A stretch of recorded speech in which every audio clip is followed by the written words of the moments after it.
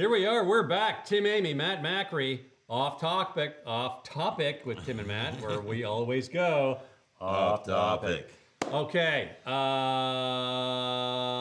Rumble in the Rockies. Rumble in the Rockies. Rumble in the Rockies. So the two guys that run Rumble in the Rockies sat down with Tim, Amy, for an interview. It's quite the interview. You guys got to see this and hear about this event. It's a youth football tournament in the Dome, in Red Deer, in the winter. Beautiful facility. Beautiful facility. And here's Tim and the Rumble in the Rockies guys. Jermaine and Travis, the brain thrusts behind Rumble in the Rockies, coming up Feb 27th to March 2nd, 2025. Give me, just before we get into the interview, what was the idea behind getting this tournament started? You want to go ahead, Coach? Yeah, it was, it started back in 2017. Jermaine and I met, come together on a football showcase platform. That's really when I started getting back into coaching football, and I was really impressed with how far football had come from when I left the community to go play my career back in the 90s. Came back, 2017, really immersed myself in Alberta football. Was really impressed with how far things have come. Just knew that there was a few things that we could do better as far as helping young men achieve the highest potential of playing after high school football. So really, that's where it all started. Okay, fair enough. Now, for the uninitiated, what can people expect on the 27th and to the 2nd this year? You know what? We last year we ran a model, and we're going to pretty much cookie cut again. We will start off with some non-contact skills testing, which is kind of combine related stuff where kids can, run their fastest time, do their vertical jump, broad jump, test themselves so that we can send that information out to universities in Canada, junior football programs across the country, as well as NCAA universities in the United States. Second part of the program would be to play in a non-contact event for the big men, some of the big O-line, D-line type bodies, where they compete against each other in a 5-on-5 big man, as well as the receivers, running backs, linebackers, skill position type guys. They'll end up playing in a 7-on-7 tournament. The key component of the Rumble in the Rockies is our tackle tournament. We had the Calgary Colts junior football team, as well as the University of Calgary Dinos players referee our program, our games last year, which turned out to be a lot of fun. But we'll have 2 days of full contact tackle competition from the ages 10 all the way up to 18. So we run a 10U, 12U, 14U, and 18U, which we call our varsity division tackle tournament as well. So it'll culminate on championship Saturday as it did last year, and away we go. Trophies will be handed out and MVPs will be awarded. Okay, so how many teams on average do you guys have? Well, the goal is to have, I'll just run quickly with this, Travis, it's kind of my baby. The goal is to have 4 teams per age bracket. Because it's only a 4-day tournament, we can't overwhelm kids in terms of too much gameplay. That's why we do the combine testing along with the non-contact 7-on-7 event, where the fastest player in the tournament will be awarded an award, is so that we fundamentally navigate the amount of contact football that the kids are receiving throughout a weekend's play. There are tournaments out there that part of what we do is run our time lengths in mini games so that we limit the physical contact that kids are getting. And but for basically to make, in a nutshell, making it 4 teams per age division, 10U, 12U, 14U, and 18U. It looks like about 16 teams. Nice. Okay, Travis, talk to me about the level of coaching. What kind of coaching the kids expecting to get? Yeah, through our program, we've really doubled down on the quality of coaching we're exposing Alberta athletes to. Um, we've got a saying, ABC, always be coaching. So that's a number one prerequisite to be able to coach. And then age appropriate coaching, level development coaching. Just because you played professional football doesn't mean you can connect with a 12-year-old. But that being said, we've got a phenomenal network of coaches ranging from the NFL all the way down to high school or community football. We put our coaching staff up against any other program in North America, really. Nice, nice. So, I mean, outside of just the football, a lot of kids come from out of town. It's a big tournament. What other activities you got going on, say in the evenings, to help them sort of decompress a bit? Yeah, we do some team building stuff. Each team has an opportunity to go have a dinner with a discount associated to it. We really promote inner commingling between multiple teams, so kids from Alaska can get to know kids from southern Alberta or BC, northern BC. Those guys share their Instagrams and their social media. At the end of the day, they're like-minded people, growing the sport of football, and who knows, they might play together when they hit their ultimate goal, which is playing football after high school. Okay, you said Alaska? So Alaska or Oregon. Really? That's part of. Yeah, I don't want to oversell and underdeliver, but that's what the Alberta International Selects does. Is we expose our athletes to the tournament play that's going on in North America, and so we do have an extensive network, and we're doing a pretty good job. Pretty sure we're going to have some of those guys up here this year. Just to touch on the last portion of what we do extracurricular wise in the evening is we run a recruiting seminar for parents to come to a local pub.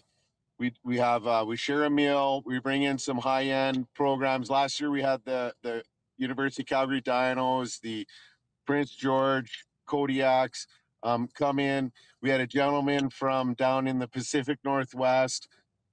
He represents 247 Sports, and they just talked about the do's and the don'ts of recruiting, and that was a good success. So we'll be running that again. Really, one of the things we're trying to do is to get the information to the parents, right? The decision makers, athletes, and parents, and we're really trying to connect those decision makers with schools and coaching staffs at schools. So that's really one of the goals of the Rumble in the Rockies. And highlights like the video production that we put together last year and we're going to put together this year is second to none. It's like U Sport level quality production, and it is a key component to help that process. Nice. Jermaine, talk to me about some of the caliber of the players you get. Talk to me some of the high-end kids you get in there. You know what? To tell the truth, here's what happened this year, my friend.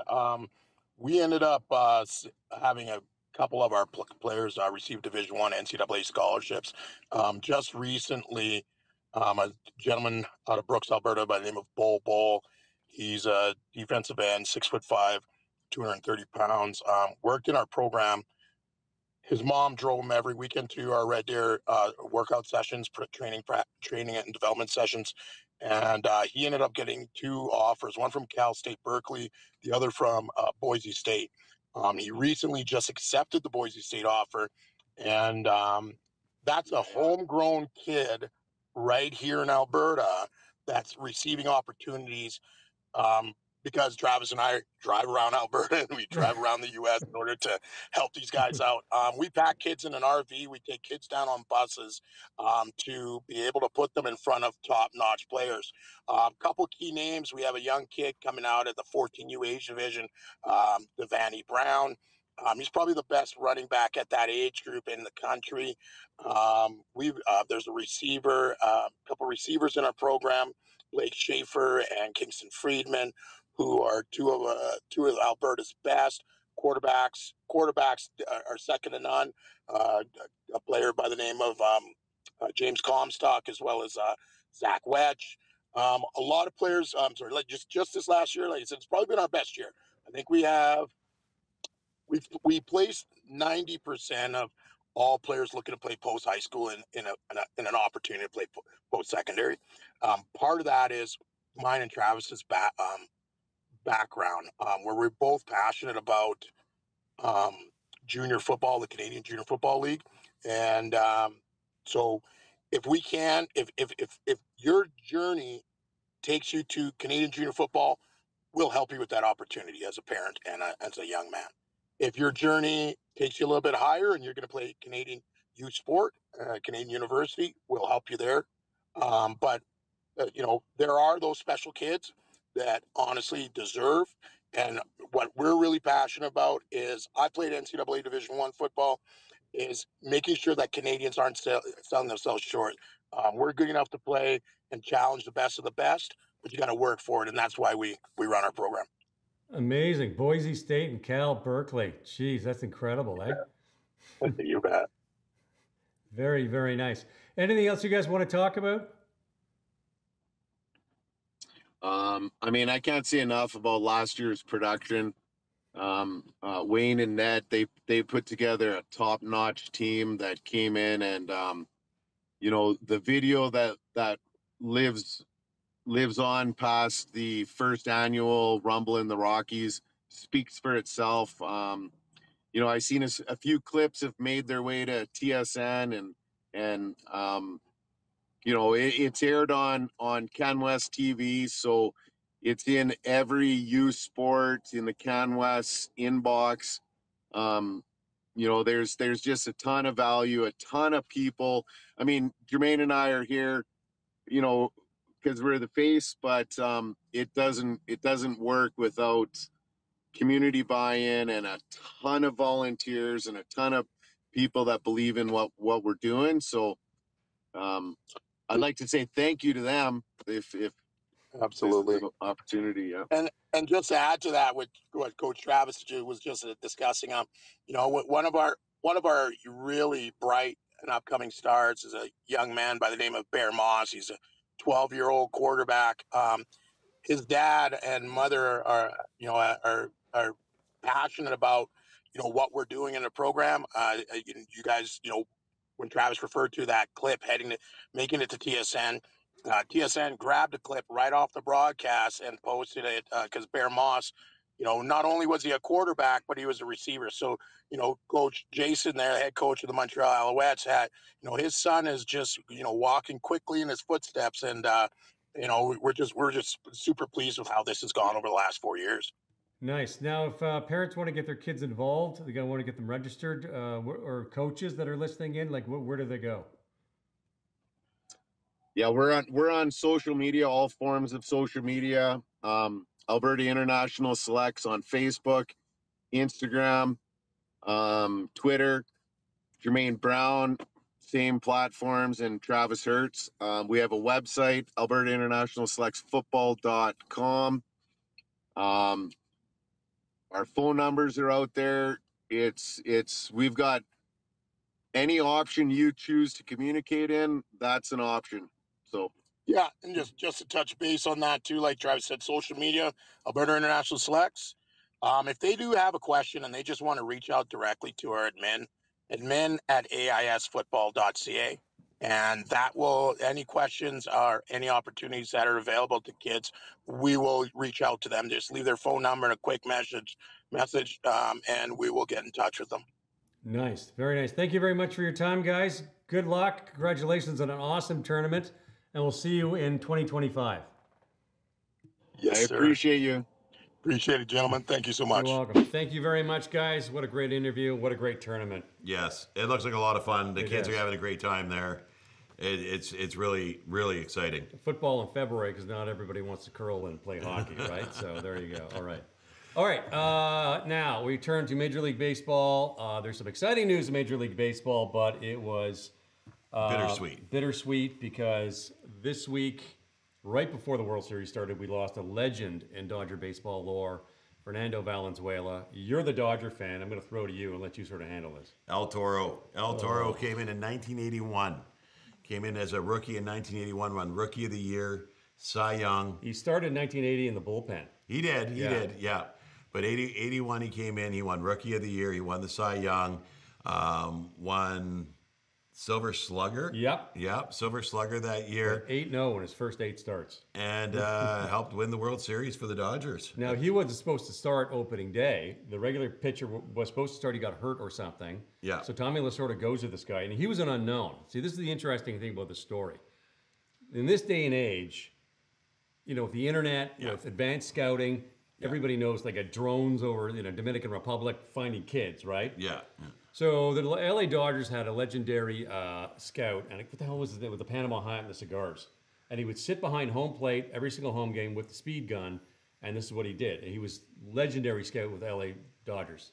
Goes down to Mexico, and some Dust Bowl tournament, wanted to find a shortstop or something. Yeah. And this 5'10", pudgy guy with long hair, like a very Indian complexion, on the mound, just throwing fire.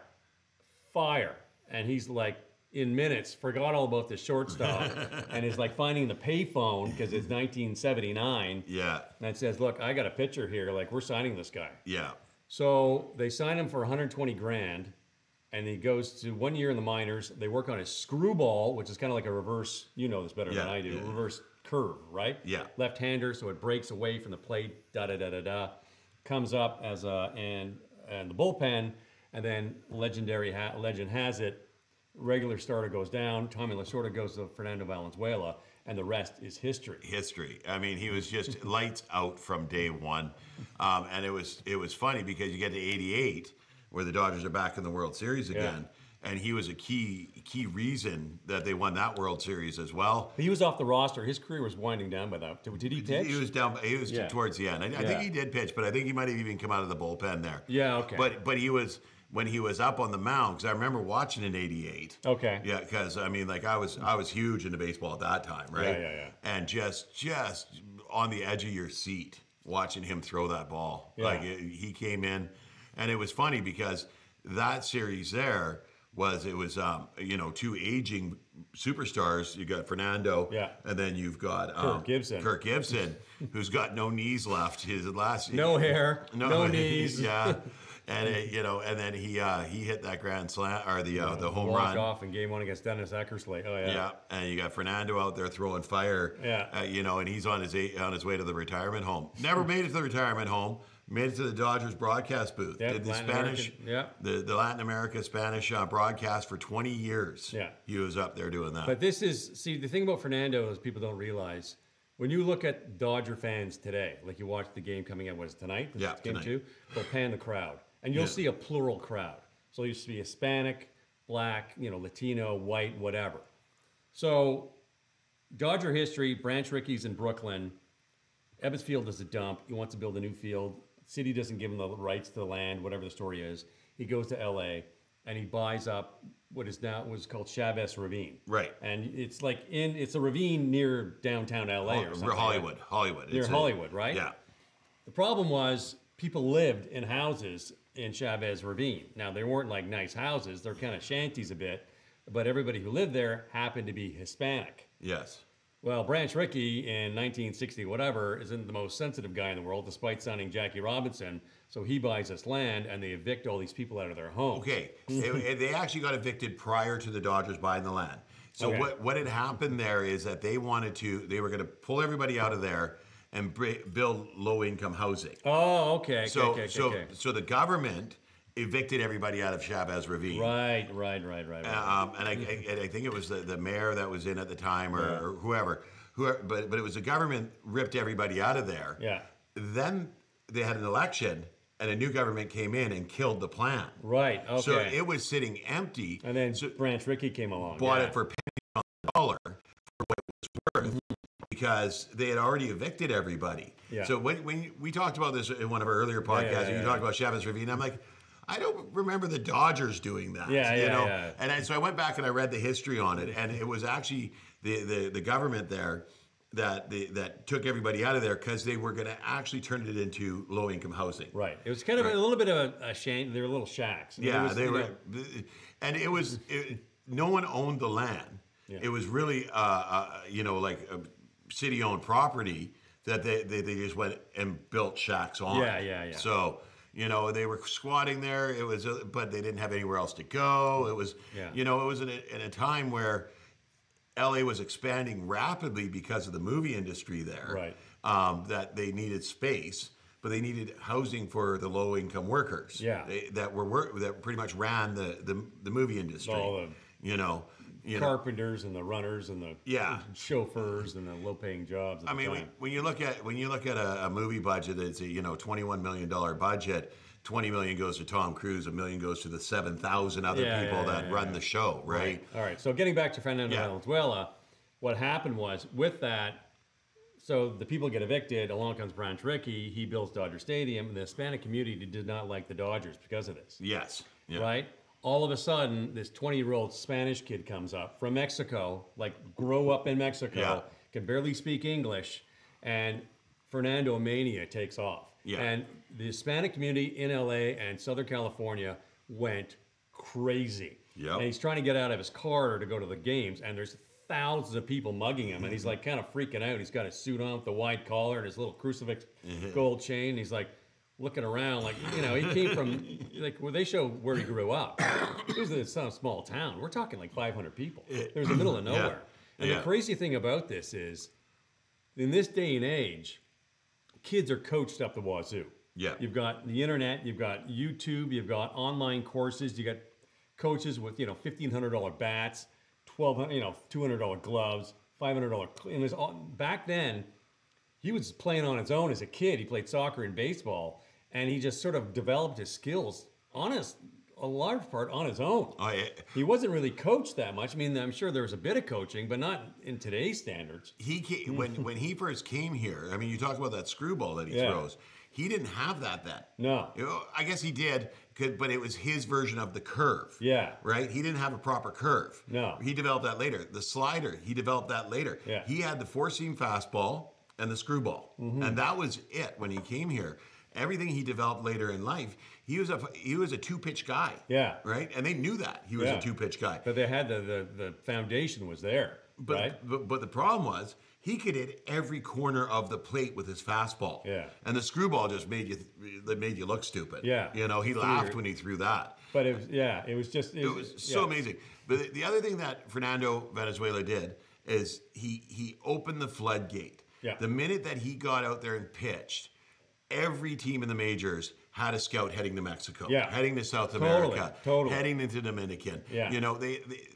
It was an influx of people down there, and so what happened is because it's a very poor country at the time for the most part. Yeah, they're giving them dollars to take away their son to go play baseball. They're getting here and they're putting 6 in a house type thing. Yeah, they're getting bare minimum pay, the whole 9 yards. Well, it's minor league baseball, right? You get a per diem, you get a place to stay, you're on the bus, you get a meal voucher. It's the same for everybody else. Yeah. But I mean, when you're some kid who's 17 years old and grew up in Guadalajara, it was paradise. Oh yeah, and then you're going off to places like Saskatchewan, the Midwest. It's freezing cold. It's flat, dusty, empty, and and you barely speak English. It's tough. Yeah. But interestingly enough, Pat Gillick, of course, is a hero of mine because of the Jays. Right. He had a guy named Epi Guerrero. It was a pain in the ass, and nobody liked Epi Guerrero. But Pat Gillick was a people guy, and he knew how to manage Epi Guerrero. He was one of the first guys in Major League Baseball to go to the Dominican Republic. Yeah. Came up with George Bell, Damaso Garcia, Tony Fernandez. Yeah. Right? But they didn't have... Tony was great, George was great, but it didn't have the cachet of a Fernando Valenzuela because, quite frankly, in Toronto, it's plural, but, you know, Italian, Portuguese, Chinese, you know, there weren't Mexicans. Yes. There's no big Latino community. Yeah. So people didn't really, and there weren't superstars, right? Exactly. Like he went his first 8 games, 8-0, 0.5 ERA. If you have a 1 point, anything under 2, you're like off the superstar. charts. Yeah, you're getting gold glove. 0.54, and your first 8 games as a pro, and you're 20 years old, and everything about him was unconventional, right? Yeah. Dodger fans like Don Drysdale, 6'4", California boy, crew cut hair, tan, broad, strong, all-American kid. This guy's 5'10", he's pudgy, he's got long hair, he's got that, like I said, that Mexican Indian native face. Native face. He's got this weird wind up with his hands go way up, his eyes roll back into his head, and like it just changed everything, right? It brought the Dodgers into the 20th century, right? And I think you can find it on YouTube, but you could get that first game in '81. Yeah. And listen to Vince Scully call the game. Now, Vince Scully, Dodgers broadcaster for decades and decades. He Almost was a voice, 60 years. 60 years, voice of the Dodgers. Yeah. Like when you Went talk back to Brooklyn. You go watch a Dodgers game on YouTube, an old Dodgers game on YouTube, and you hear Vin. Now, he passed away. We miss him. Yeah. You know, Joe Davies is good. It's great. No Vin, but he's good. Yeah. But you go back and watch that game, and you watch Vin Scully be a doubter to a believer by the end of that game. Yeah, it's amazing. Yeah, it's just unbelievable. Yeah. And then that season, it was an epic season. Fernando Valenzuela opened the doors for a lot of people to come here and play baseball. Yeah. He changed the way the game is played, or the way the game's looked at. Right. And like you said, he brought millions of fans to the table. And it's kind of, I always find it a bit disconcerting that it took until like a few years ago that they retired his number. Like it should have been retired like a good 10, 15 years ago. Oh, was it only a couple years ago? It was not that long ago that they retired his number. It was not a long time ago. We're Googling Part of the that. problem, he only pitched for the Dodgers for 10 years. And if there's ever a knock against Tommy Lasorda, he kind of went to his starters a bit too much. So really, he never should have been pitching as many complete games as he did. Like now, you know, like Paul Skeens plays for the Pittsburgh Pirates, and he has a no-hitter going in the 7th, and they pull him after the 7th, and they bring in, the setup man, the closer, because they don't want to save his arm after 100 pitches. Last week. No, it was not last week. That was a retired number on the top deck of Dodger Stadium. Yeah, it wasn't that long ago, right?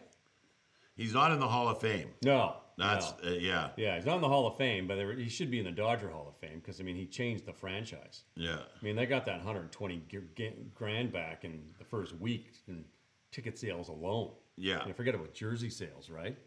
Yeah. So, despite his success, and here it says here is, is the Dodgers, or 34 retired for the Dodgers. Yeah.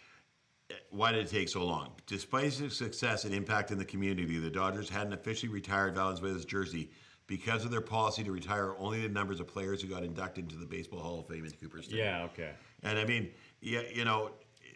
I get that. Yeah. I get that. But, and I think it's a travesty. I didn't realize he wasn't in the Hall of Fame. Yeah. Right? That I knew. I saw that the other Tommy day. sort of blew his arm out is the problem. So he should have played another 10 years. He should have had a lot more wins. Yeah. But, what do you do, right? I mean, it's just the way baseball was played back then. But, I mean, in one of his games in his rookie season, he threw 154 pitches or something. Like, that's like... 2023, they retired it. Yeah. Yeah. Yeah. So... Yeah, they finally did it. But, I mean, I understand the policy, but at the same time, it's like, dude, this guy changed the face of your whole franchise. Yeah. Come on. Yeah. So, yeah. Yeah, and like I said, I didn't realize he wasn't in the Hall of Fame. The guy, he was phenomenal. He only pitched 10 years, and his last real game was 1990. Dave Stewart no-hit the Jays in Toronto, and he's walking in, and at the time change, he looks over and goes, that'd be kind of cool if I got a no-hitter today. And he threw a no-hitter. That was his only no-hitter. His arm kind of fell apart, and he bounced around a bit. He played 17 years, Mexican League. And then eventually they brought him back for the broadcasting, right? Yeah. So, and it was nice when they brought him back for the broadcasting because he really was a big piece of the Latino community in Southern California. Yeah. So rest in peace. And I saw a picture. I watched one of the retrospectives or read an article, and they showed him a couple of months ago sitting next to Sandy Koufax. Yeah. And he looked like he lost maybe 100 pounds. Yeah. Like he was really skinny and short, frail. Yeah. Just, you're like, oh man. A couple of weeks back, just before the playoffs started, he left the booth because of health concerns. Yeah. So he didn't get to do this playoffs at all. No. And and there's been a lot of talk in this playoffs about it. Yeah. So. Yeah, really sad, but 63 years old, gone too soon. But God, what a legacy, man! Holy smokes. Okay, so staying with the Dodgers, going to Game 1. How about them Dodgers? Oh, well, that was a great game. Oh last my night. goodness! That was like everything you wanted. Game. To start a Yankee Dodger. Here it is. Wow. The walk-off. Look at that swing. The walk-off. The victory bat in the air. The victory bat in the air, over the fence, grand salami. Yeah. I watched the games from the beginning. And I think it went to about the 5th or 6th inning before the Dodgers finally got up 1-0 on a sac fly, right? Giancarlo Stanton comes up. I think they'd walk. Judge got a single. Was it Judge or Soto? I think it was Soto. Got a single. Giancarlo comes up, hits a home run. They go up 2-1. Yeah. Shohei comes up, almost gets the home run, turns a double into a triple because... the goof at second base. Yeah, they whiffed the ball to second base and no one was covering, so he was able to go to third. I think was it Mookie Betts or Tommy Edman? Mookie Betts? Edman. All right, no, Betts, yeah. Betts hits the sac fly, so they tie it. I'm getting pretty bagged. I'm sort of do some stuff before I go to bed. I'm like, oh, I'll turn it back on. And it's 3-2 because they'd gotten, I don't know if it was a single shot or what, but the Yankees go up 3-2 in the 10th. And then I'm like, okay, we'll see what they can do. Shohei comes up, gets out. Can't remember who came up next, gets out. And then it's like single and a walk. And no, Shohei, so it was, let's go the full play-by-play. Yeah. We could walk through it because Shohei actually got the first out. Yes, on a great play by Verdugo, who over the fence, grab on a foul ball. Yeah. So bottom of the 10th, Smith flied out to right, Lux walked, Edman reached on an infield single to second. That's right, yeah. That should have been a double play. Yeah, right? That's right, yeah. And so they brought in Nestor Cortes. Now, Nestor Cortes has been hurt. And they just reactivated him for this series. Yesterday, he's just coming back. And he's an excellent pitcher. You can't give him anything but props about how good he is. First pitch to Ohtani. And Ohtani cranks it foul. Yeah. And Verdugo, who's a Boston Red Sox player, came over to the Dodgers for a bit. For like the end of a season type thing. Yeah. And did not have a good time here. No. He wasn't loved by Dodgers fans. Yeah. He was let go, went to the Yankees, and now he's there. He said some crappy things prior to the series about the 2020 World Series. Yeah. And so the Dodgers are like not friendly with him at all. No. He catches this, and the foul that he caught out of bounds. Like he comes running out of left field, chasing this ball down, catches it, and goes over the rail into the stands. And then gets the ball back in. But because he took it out of bounds, both Lux and Edman moved from second and first to first, third, and second. Yeah. Right? So you got open first base, you got 2 out, and you just got to get 1 more out here. So they intentionally walk Mookie Betts. Set up the double play. Now, the pitchers don't throw for an intentional walk. They just signal it, signal it, and they send the person down. So Cortes has only thrown 1 pitch. Yeah. Right? This was his second pitch, right? And that was the best part about it, right? Because they were like, Nestor Cortes. Good pitcher, man. He's a good pitcher. He's a great pitcher. I give him that. But I've watched the Dodgers play through the whole World Series, almost every game. And these talking heads that just keep going on about how much better the Padres are than the Dodgers, and how the Dodgers are going to get their butts kicked, and how much magical the Mets are than the Dodgers, and the Mets are going to now the Yankees are this powerhouse that are just going to crush the Dodgers. You know what, though? I mean, how do you like me now? Well, it's not over yet. It's game 1. But what's interesting about this is there's 2 things. A, Shohei's not doing what Shohei wants him to do in the playoffs, but he's doing a lot of small ball. Yes. The thing I like about the Dodgers and why they're so dangerous is because they're doing a lot of small ball. Yes. Max Muncy's reached like 15 times in a row. Most of those are walks. Yes. He's just getting on base. Shohei's got a lot of singles. He hasn't had a lot of home runs. He's not hitting for average, but he's getting on base. And here's the thing: is like they've got him as the leadoff hitter. Yeah. He's not getting. He's doing very poorly when nobody's on the base. Right. He's 17 for 24 with One runners guy, and runners I don't on know, base. he's not hitting clean. Well, Tommy Edman hit cleanup. He just brought it. Yeah. But anyway, so jump over the Dodger or the Giancarlo Stanton's having a great World Series. Oh yeah. Juan Soto mediocre. Aaron Judge. Where is he? Where is he? Yeah. Like so it's kind of weird. Like both the big names aren't really playing that well, but both teams are in it. And the Yankees are a little more long ball, big ball, whereas the Dodgers are playing really savvy small ball. Yes. And it's a nice, like for a purist, it's two philosophies of baseball coming head to head in the World Series on the epic franchises. Lots of runners left on base last night. Lots of runners left on base. That was my knock against watching the Dodgers. Like, how are they going to win it? They're leaving too many guys on. Yeah. Like, the Mets did that too. Like, And you've got to capitalize on those situations, but you also can't focus on those situations. Yeah. Right? Like you get bases loaded or a second and third with one out, and the next two guys get out, or somebody hits in a double play. Walk it off. Yeah. Next inning. Next inning. And I love the mentality that they have. That you've got these professionals. I mean, if you look at the top of the order, Shohei, two-time MVP. Yeah. 2023 and 2021. yeah. And he'll get it again this year. Right. Freddie Freeman, 2020 MVP. Yeah. Mookie Betts, 2018 MVP. Yeah. Like, these guys are Aaron MVPs. Judge, Giancarlo. Like, You got Juan MVPs. Soto. Soto. Over there, both sides of the plate, both sides of the diamond, Yeah. you got these superstars that are gonna make it happen when the opportunity arises. Yeah. I mean, you look at the top four hitters in the Dodgers orders. You got Shohei, you got Betts, you got Freeman, and then you got the home run derby champion this year, Teoscar Hernandez. Thank you very much. We appreciate you guys. You know, and what do the Blue Jays have? They got a great draft pick that they're going to draft, mess up, and send to the Dodgers in a couple years. Appreciate it. As a scout, because he won't ever play. Now, two things about that hit by Freddie Freeman. First ever walk-off home run grand slam in World Series history. Which is crazy when you think about how long baseball's been around. There's only been ever 5 walk-off home runs in the majors. Joe Carter. In the World Series. Joe Carter, Kirk Gibson, Freddie Freeman. Yeah. And I don't know. I haven't looked up the last one. It was. I'll give you the year. I bet you it was 1962, and I want to guess and say the Pittsburgh Pirates, but I could be wrong. Because Joe Carter hit that home run in '93, and everyone goes, "Yeah, back in '62." I think it was '62. It was the last time it had happened. Yeah. I want to say Pittsburgh, but I'm probably wrong.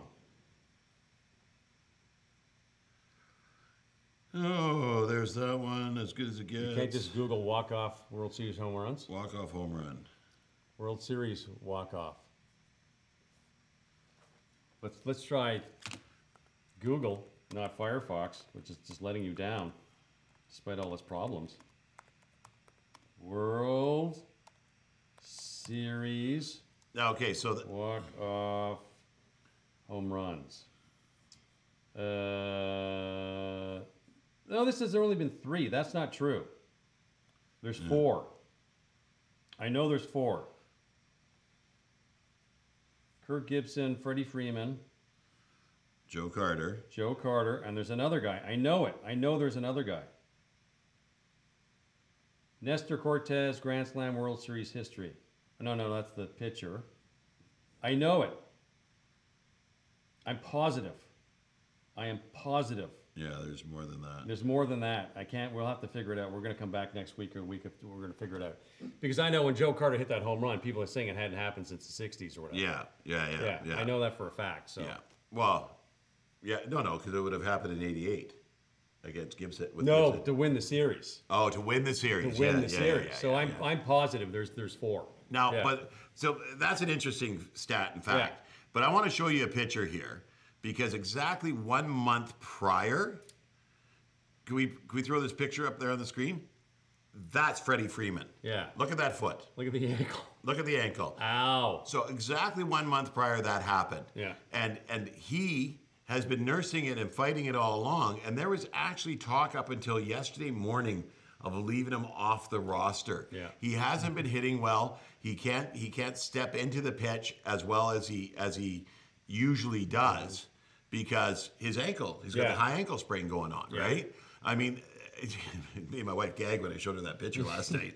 But, like, just for him to do that, they leave him in there. Yeah. He legged out a triple at one point in the game. He's had 2 extra base hits. They both have in a month. Yeah. And they both were last night. He banged off a triple, hobbled in, and then got that walk off. And it was just it's so exciting. And it it's just so good to adds have to the him out lore. there.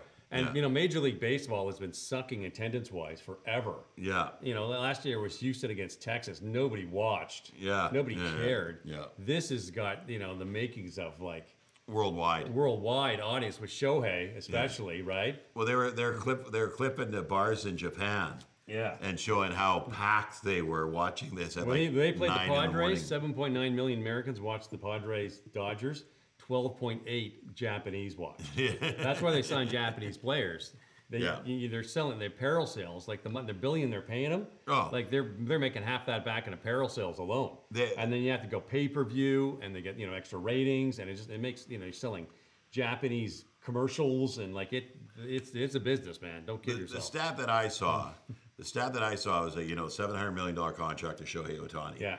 The Dodgers, on him being there, increased their revenue by $550 million this year. Bang. Yeah. They got him for another 9 years. Yeah. It's just money. Yeah. Money. Money. All All right. Okay. So go Dodgers. Go Dodgers. I'll root for the Dodgers. I don't want to. You're rooting for the Yankees. You're a Jays fan. They're in the same division. You can't root for them. It's like kissing your cousin.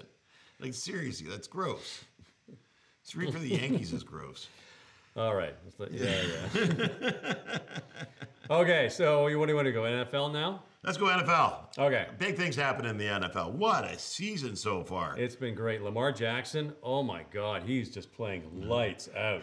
And I guess Josh Allen's all washed up because he's got no receivers, eh? Josh Allen's having a good. He's crazy. He's having a great season. Yeah.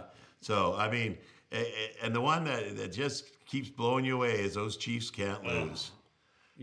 Injury after injury after injury, and they still keep coming. And I think he's thrown 1 touchdown pass. Yeah. Mahomes has thrown 1 touchdown pass all season, and they're 6-0. Yeah. That is nuts. Scary. Their defense is shutting people down so hard. Yeah. They're barely using Travis Kelce. They're nursing him because they want to last to the playoffs. He's also triple covered on every play. Right. You're playing him over top and underneath. Yeah. Right. On every play.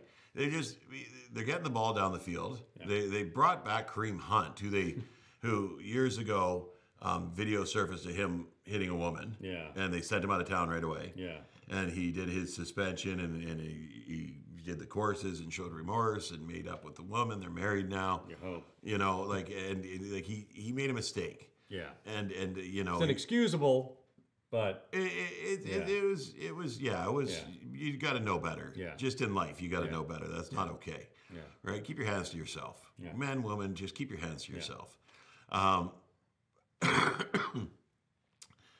So he goes to Cleveland. He played in Cleveland for a few years. Did okay, whatnot. Didn't have anywhere this year. Both their running backs go down. So they bring him back. And it was a tough pill to swallow for a lot of KC fans because he was a stud when they kicked him out. Yeah. Right? When he buggered up and they sent him off. Yeah. And now he comes back and they're like, meh. And first game, 2 touchdowns. Yeah. He's running up a storm for him. So it's like you like to see those kind of stories where they've what do you call that? Not retribution.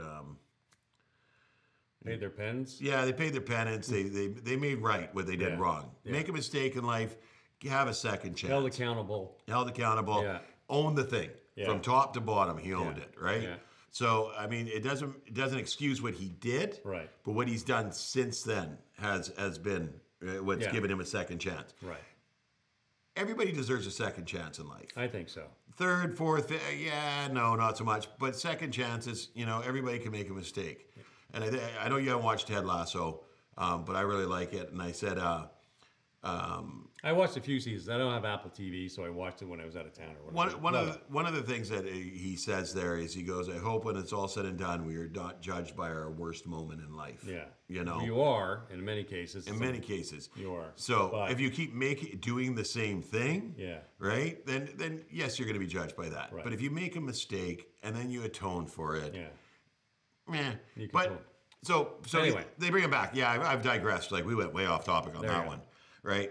So he's having a great season, but there's a lot of teams that are like 3-4, 3-3, 2-4. Like they're 5-1. Well, the 5-1s aren't as many as there usually are. Right. You know, there's a lot of 5-2s, but everybody's right there except for a few. Like you got the Browns, the Patriots, the Titans. That are kind of falling out of Carolina. Yeah, they're kind of falling out of it. Even the Giants and the Saints and the Raiders are 2-5. Yeah. That's still a savable season. It is. Right? And injuries have been massive this year. Across the board, like no one's safe. Tua got messed right up. Oh, he got hammered hard. If I'm Miami, I'm looking at Tua, and I'm thinking, how much more can I get out of this guy with his concussion issues, right? You can rebuild the knee, but the brain injury is the brain injury.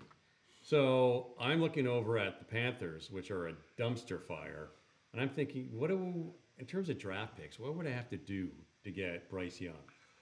And get Bryce Young out of there and let Bryce Young you know what, Bryce Young, Tua's our guy. We're getting you out of Carolina. You're going to trust us, and we're going to make you into a major league, an NFL quarterback. You weren't ready. It's a terrible situation. No one could succeed at Carolina. Yeah. You know what I mean? Like in the back of my mind, it's like, what do I need to do to get a new quarterback in that if Tua goes down, I can turn to this guy and, we'll give him several games to learn the offense and we'll see what happens, right? I do agree with you. Bryce Young's not the problem in Carolina. No. I mean, Andy Dalton came in to take over for Bryce Young, won the first game against the Raiders. So, I mean, like you got two bad teams playing each other, kind of a toss. But since then, it's just been beat down after beat down, right? Starts with the owner is the problem. Yeah. It's a nut job. So that's not a bad solution.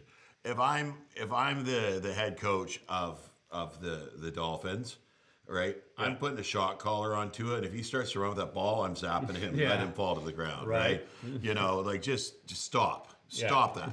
And all three concussions, and they've gotten progressively worse, have been on the same play where he tries to run with the ball and doesn't slide, but he goes head forward and takes a bad hit. All three.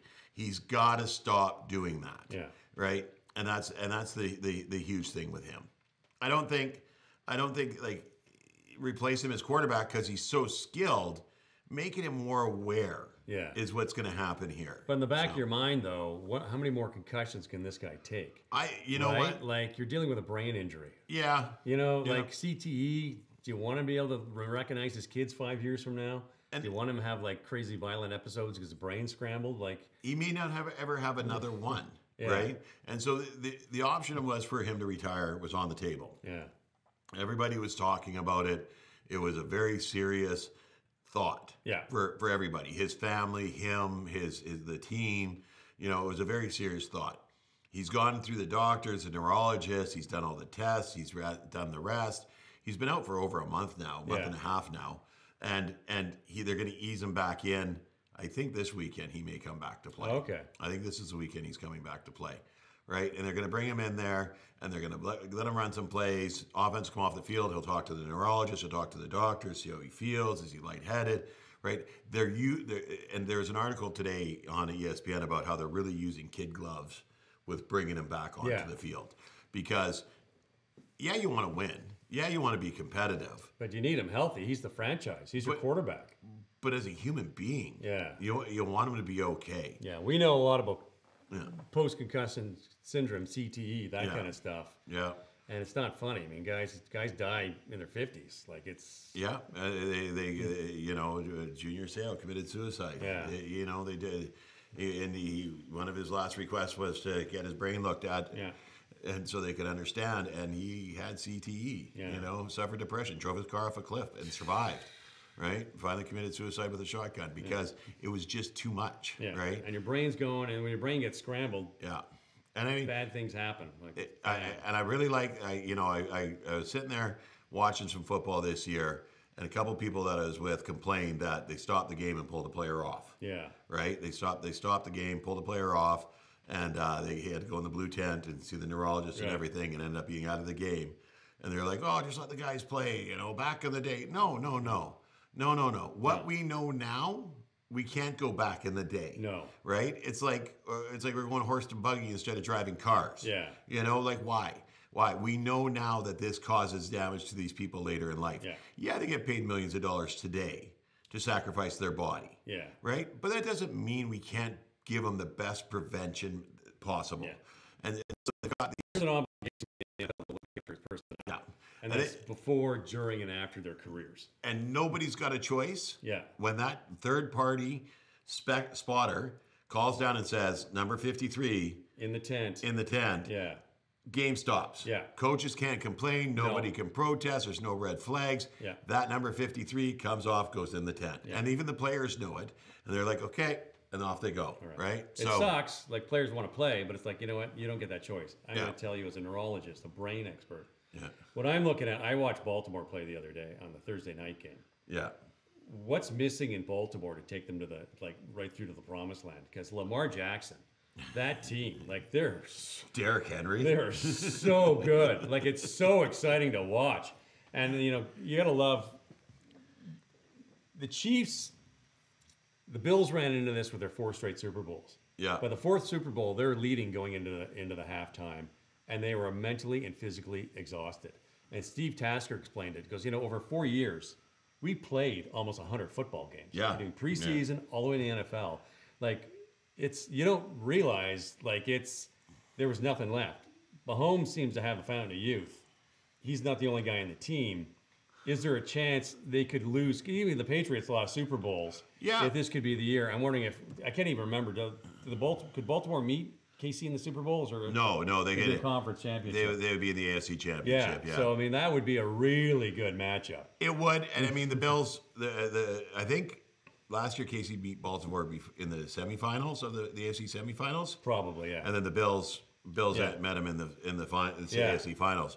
And so it goes back and forth that way, and KC ends up winning and going through. Yeah. Now, here's the thing: I agree with you. You get that fatigue. Yeah. Right, and you're seeing that they're not using Travis Kelce as much. They're not throwing to him. They're taking away the number of hits that he gets in a game because they don't need to. Yeah. They got Noah Gray. They got another tight end out there. And they can use him in the back half of the season too. Exactly. You need him in the playoffs, right?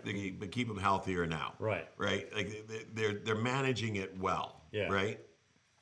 I think KC is starting to shoot themselves in the foot a bit. A lot of times when you see the quarterback running gets first down, steps out of bounds. Yeah. Right? Patrick Mahomes now twice this year has done that fake step out of bounds and take off up the field. So the defenders have slowed up. Right. So they don't hit him out of bounds. They want to protect the quarterback. Right? He's not getting that anymore. He's after that last game where he ran for 33 yards on it, no one's going to stop anymore. No. So he's putting his own safety in danger by doing things like that. Yeah. Faking the slide and then going again. Right. Right? He can only fool me once. Yeah. And they're going to take the 15-yard penalty just to be sure. Yeah. Right? And I saw this post. It was like, well, you're damned if you do, you're damned if you don't. You don't hit him because you don't want the 15-yard penalty, but then he fakes it and runs up the sideline. Gives you 30 yards. Yeah. So I'll take 15 yards instead of 30. Exactly. Yeah. And that's how they ended up winning that last game. Yeah. Because they put him in field goal range. But at the same time, we're talking about KC. KC, the first half of last season, had a terrible season. The first half, the receivers were dropping balls. Yeah. And it was like, what's going on in KC? And this is the KC we know, and yada, yada, yada. And they go win the Super Bowl. San Francisco, which is another storyline, pushed them to overtime to win it.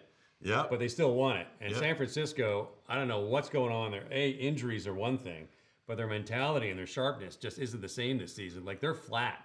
Wow. San Francisco, the injury is a part of the problem with their crappy season. There's no energy on that team right now. And I don't know what's going on in San Fran with Kyle Shanahan and my boy Brock Purdy, but they're not looking to make the playoffs, so they keep going the way they're going. and I think they're going to be fine. Yeah. I think they're gonna end up being fine.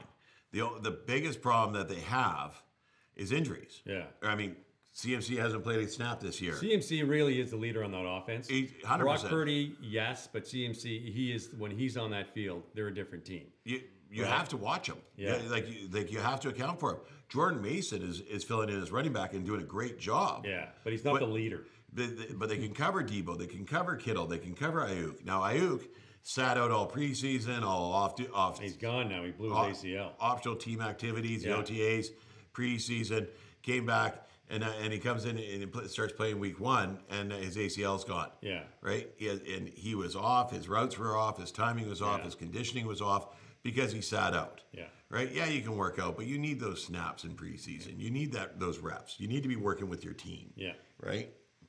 Debo Samuel, they had filling in for CMC, so not in his regular position. He's running jet sweeps. He's running the ball.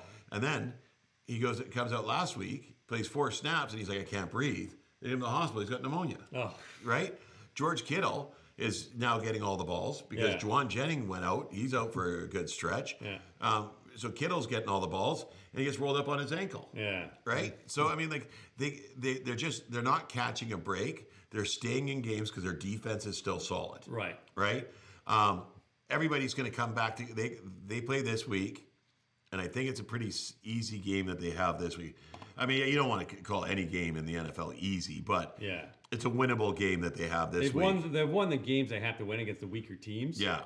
But they're not winning. I mean, I didn't think they're going to beat the Chiefs, right? Like, I didn't honestly think they were going to beat the Chiefs. They're 3-4. Yeah. They win this week. They're 4-4. Sorry. It's the Cowboys. Yeah. They're just sucking bad. In San Cowboys, Fran. yeah. So, and they got Debo's back. Mason's back. They got a couple of young receivers. Kittle's okay. Yeah. They've got like 2/3 of their offense is playing this Whenever I hear a team like they lose a Brandon Ayuk and need a big-time wide receiver, I think one name, Abbotsford, British Columbia, Chase Claypool. Get the toe fix, Chase. Yeah. Play for San Fran. Play with Brock Purdy. Come on, man, you got this. But it's like, I'm so heartbroken. Okay. So 3 trades this week, in the last week and a half, and you got Devontae Adams went to the Jets. Yeah. Right. Goes to the Jets. DeAndre Hopkins goes to the Chiefs. Yeah. And somebody went to the Bills. Amari Cooper goes to the Bills. And I'm like, can someone from the Chargers please call for a receiver? We have 0 receivers. We scored 5 field goals last week and lost to Arizona by 2 points. I just want to bang my head on the table. It's, you know what, you got to be really patient with a team like the Chargers because they do have tools. They finally got a new head coach, a real head coach. Yeah. It's going to take a season or 2. He's not going to walk in and change things overnight. There's a lot of things going on. They went with, Joe Alt for the draft. Yeah. Offensive lineman, great pick. Yeah. Got to protect your quarterback, but he's still a rookie. Give him 2 seasons before he really starts, and these are things you don't see. It's not sexy. You don't see an O-lineman making big plays. All you see is your quarterback with more time in the pocket to throw the ball. You know what I mean? They're getting rushed up the middle right now. Yeah. Nothing's coming to them from the outside. They're getting rushed up the middle. But their defense, they are leading the league with points allowed at 13.2 in a game. Okay, so you had an original need to protect your quarterback in this draft. Draft. Coming into next year, okay, so our defense is hurting. No, the defense is good. Defense is good. They're only letting in 13.2, so we got to wrap it up here. So what do we need to do now? We need offensive weapons. So your best bet is to finish in the bottom 10 of the league, get the decent draft pick, and go after that top wide receiver, that top tight end, running back, right? Yeah. So it's going to take a few seasons to turn things around. I mean, Jimmy Johnson took over a terrible Cowboys team. Yeah. And how many seasons did it take to get to the promised land? Yeah. It didn't happen overnight. And those picks coming out of Miami, they were unreal. Yeah. But it still took time for everybody. There's my phone ringing. Who else called? International call. Well, I'll just block that one. Okay, so we got to wrap up. We're not sucking. We're 3-3. No, they're not terrible, but I mean, you're not going to be. Yeah. You're not going to finish the season 18-2 or 16-2. No. It's going to take time. You'll be maybe a little better over 500. Yeah. But give it time. Give it time, and they will start to rebuild. I think. So right now we've got We drafted a good receiver, Lad McConkey. Right. We got Quentin Johnson, who's really coming into his own. Right. We got Josh Palmer, the Canadian boy. Yeah. But like we've got some good skills. We've got solid tight ends that can block and can catch. J.K. Dobbins is a good running back. Gus Edwards got hurt, but we've got Kamani Vidal, the rookie that we drafted, that's filling in for him. So I mean, the pieces are there. They don't have the receiver to take off the top. Yeah. And once again, good old Abbotsford, BC boy. Chase Claypool. Fix the toe. We need you. Yeah. The Chargers need you, buddy. Yeah. Any updates? Yeah, I guess I haven't talked. I haven't talked to him. I haven't heard anything. I mean, what do you do? It's turf toe. You just got to let that tendon heal. You got to let it heal, right? You go for treatment. You work out. You take care of what you can. Yeah. Stay ready to go. So when you can go. Okay. So other news: college football is going on today. We won't touch on that too much because we've got to wrap up. CJFL, Okanagan Sun versus Regina on Sunday. Tomorrow, 1 o'clock, Regina time, so 11 o'clock here. Should be good. CFL Lions won big at home. They're on a bye this week. Yeah. And then what's going on? I haven't watched a lot of CFL lately. Yeah. I got hooked in college football, man. Oh, my God. And I'm going to the Oregon Ducks next. Not this weekend coming up, this Saturday. Next Sunday, I get to see Oregon, Maryland.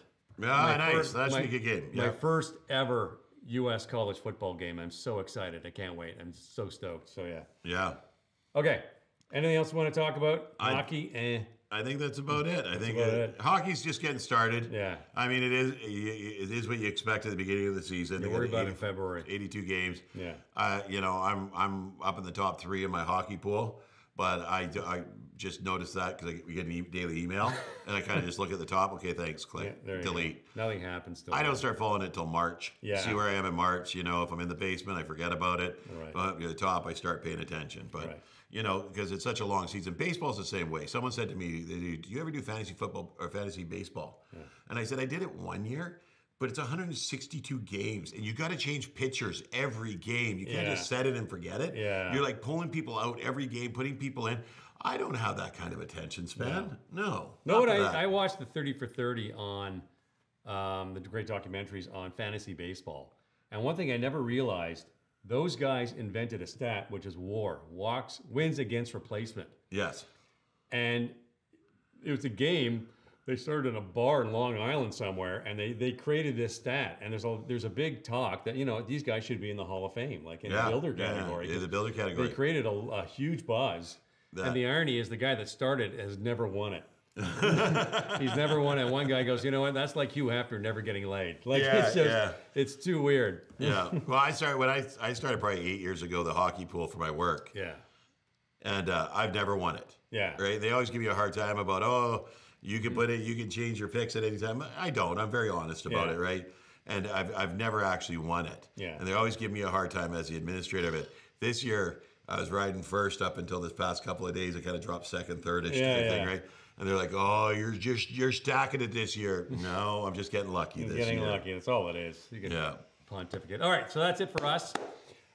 Next week, I'm driving down to California Saturday morning to go see my Aunt Zoe. Got to go visit Aunt Zoe. Have fun. And spending a week in Oakland and around Northern California. Then I'm hitting the Oregon Ducks on the way back. So next 2 weeks, we're not here. Next 2 weeks, we're not here? Yeah. And then we got playoffs happening after that, I think. I think we do. So we're going to have might be a while before we're back. Might be a while before we're back. But we will have whole highlights from the community football playoffs. Football playoffs. And and we'll know who won the Oakland Sun game. That's right, and the World Series. All right, buddy. All right, pal. Enjoy your trip. I will. Stay safe. Thanks for tuning in to Off Topic with Tim and Matt, where we always go off topic.